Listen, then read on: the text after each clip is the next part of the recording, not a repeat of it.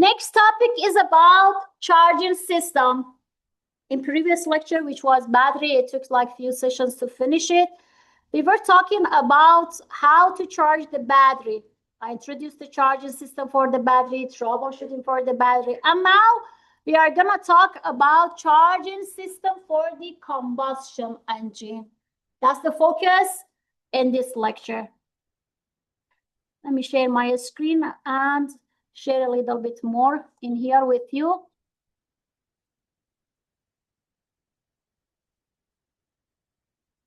So look at here. This is the structure of the alternator. Like alternator has a lot of other components, alternator case. Just inside it, for example, you have rotor, you have bearing, a stator, some other hardware in here. We have rectifier, we have like regulator, we have a slip. So the purpose of this lecture is not the detailed design of the charging system. In fact, it is introducing the role of the component, but still I'm trying my best to go through the application, or I would say functionality of each of them as much as possible, because this is not a mechanical course, but again, I'll touch the functionality of each of them. So in order to learn about the charging system, we have to consider, as you can see right in here, the different parts of the charging system. The very first part, which I'm going to start with, is alternator. The name somehow is talking for it. It's the rotatory part of the system, right? So we are going to have alternator to be connected, or let's say be powered through the battery. I have ignition switch to be powered through the battery. Therefore, I already introduced the importance of the battery. If the battery is not working, alternator is not working. If the alternator is not working, then engine is not working, right? That's why now we are looking at that part. So let's start with understanding it. So vehicle requires electricity, not only while driving, but even while we are in the stop situation. So as I said, vehicle has battery for a power supply for different devices, and even in this picture you are gonna see it. Now actually the charging system supplies electricity to all electrical, the entire charging system that you can see in here. If you call this one charging system, this is going to give me electricity for every single component that I have inside the vehicle. But there are some components inside the charging system which we are going to learn more about them, such as alternator, regulator. This is the alternator part 2. We have a stator, we have regulator. These are the parts which are super important. Let's start with the alternator. We use charging system generally in order to maintain the charge in vehicles battery, right? We have to maintain some charge in the vehicle's battery. That's why we use the charging system. So now, when the battery is discharged, what will happen? Look at the connection. If you trace the wires in here, if the battery is dead or the battery is discharged, I'm not having my starter, which is a solenoid, to be able to send some signal to the starter of the engine. Therefore, if I do not have battery, I cannot start the engine. And in the other hand, I have the alternator. So when the battery is discharged or it is dead, alternator right in here, because this alternator, look at the connection, is getting the energy or what is the job of alternator?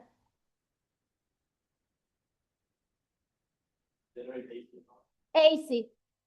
And then why we call it alternator? What is the power through the battery? What kind of power? DC. Then we are going to create AC. Therefore, when we say alternator, means DC to AC. The name alternator means I'm going to convert it, right?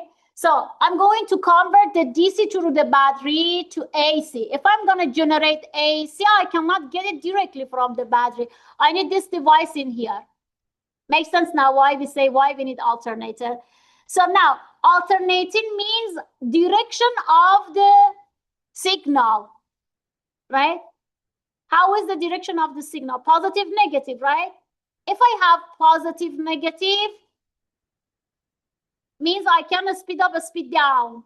We had the DC motor functionality, remember, inside the lab, and even PWM and all of those discussions we had in the first half of the semester. So now, if my alternator is not also working, engine may not have enough electrical current because through the alternator, I have to spark or generate current for the engine. Engine will stop working. So generally, through the alternator, I'm going to generate electromagnet because this guy supposed to, look at here, this guy is supposed to be connected to some pulley. This is what we call it, pulley.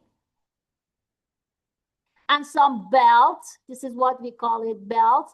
And through the rotation of the here and moving the belt is going to generate some electromagnetism, right? So electromagnetism is going to generate them current. Therefore, electromagnet use wire wrapped around some coil. So for example, I have a coil in here and around the coil, I'm having lots of wire. That's how we are generating it. Now, if I'm going to be a bit more technical, alternator convert the rotational mechanical energy. It will convert, I write it for you, the rotational mechanical energy to what? Into electrical. And where is this one? This mechanical energy is inside the engine. Let me clean this one. So the mechanical energy of the engine to electrical energy, that's what the alternated into electrical energy. So this is the functionality of the alternator. Make sense? So it receives the mechanical energy from the pulley. Mechanical energy is from here. This is the mechanical energy generated through the pulley. And this is rotated by the engine belt. This is the engine belt. And then right after that, it will use magnetism to generate alternating current or AC. That's how the process is going to happen in order to convert this DC to AC. So it's not going to happen directly. It goes through a process, and a couple of different devices in here are included or involved in the situation. Now you have that understanding of what is an alternator. The alternator is connected to the battery, and the pulley is going to be connected to mechanical energy through the engine, this guy, and then it's going to convert the AC through those magnetism, means those wires around the coil. So now having that understanding, let's look at the rotor. Rotor, as the name can just introduce, means the rotationary part of the system, right?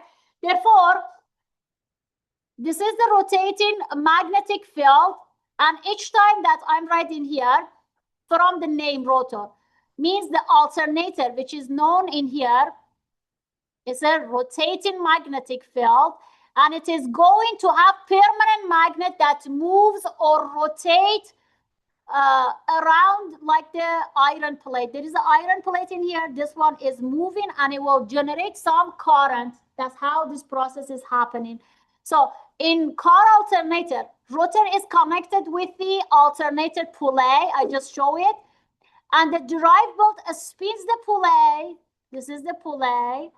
Drive belt will spin this pulley right in here. And then the rotor start. This is the rotor. Then the rotor starts rotating and it will create electricity. After this one is moving, it will create some electricity accordingly. So that's how it is happening.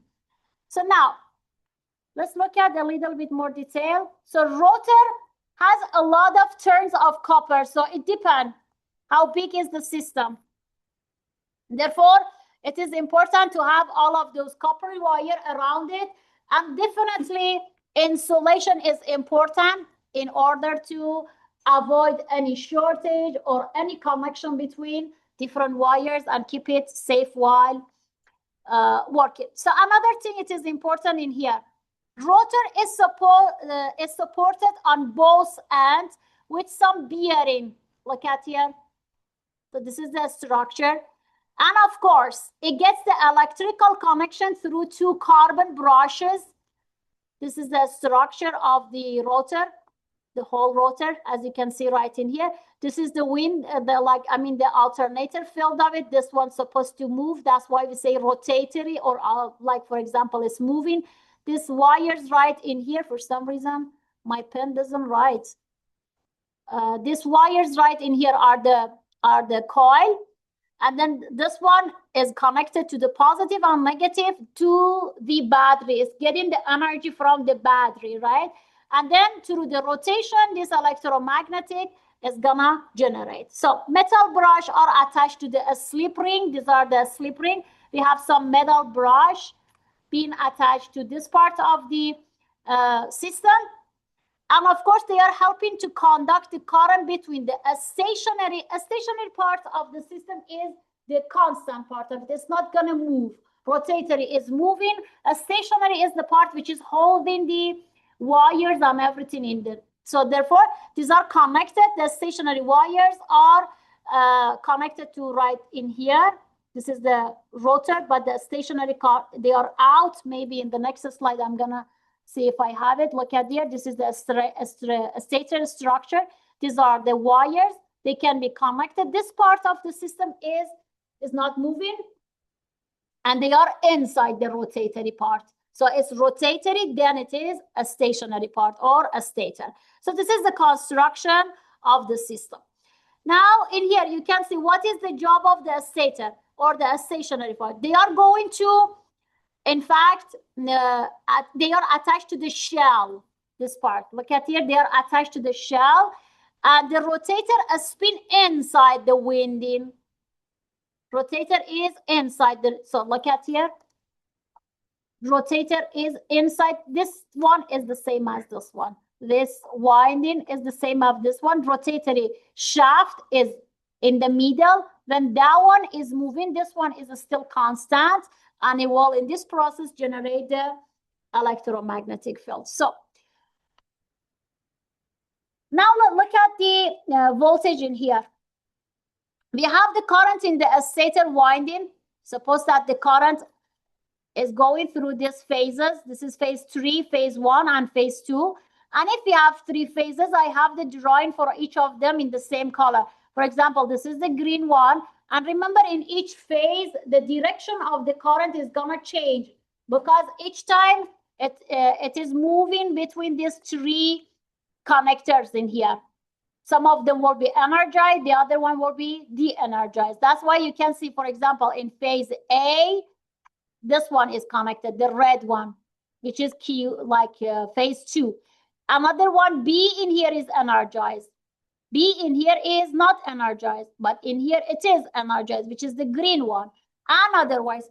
So this is gonna just happen in a rotationary situation. So the rotor is spin inside the winding, and it will create alternative 3-phase current. This 3-phase current is not the same as transformer. This is for the stator construction, okay? Let me just stop it right in here, and then we will continue with the rest of it, which is going to be the structure of the Y-connected, delta-connected transformer, which is a little bit different than whatever we discussed. Is more electrical, is more advanced. Definitely, I'm not going to teach the design of transformer.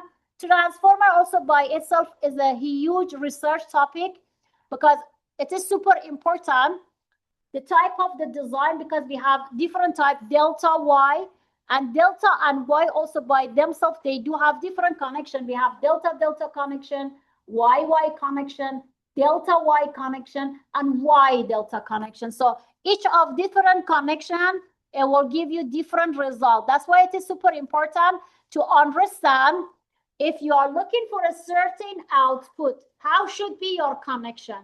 It should be delta delta or Y delta, or which kind of winding generally you have to have. When I talk about the winding or maybe delta or Y connection, simply means all of those inductors that you are having or the wires that you are having, are they having like a common connection between them like in here, or the type of the connection is from both ends like in here? So that's how it can form the type of connection. So I'm going to pause it right in here. Anyone who has any question for me, feel free to ask, and we'll pick up from where I left next session.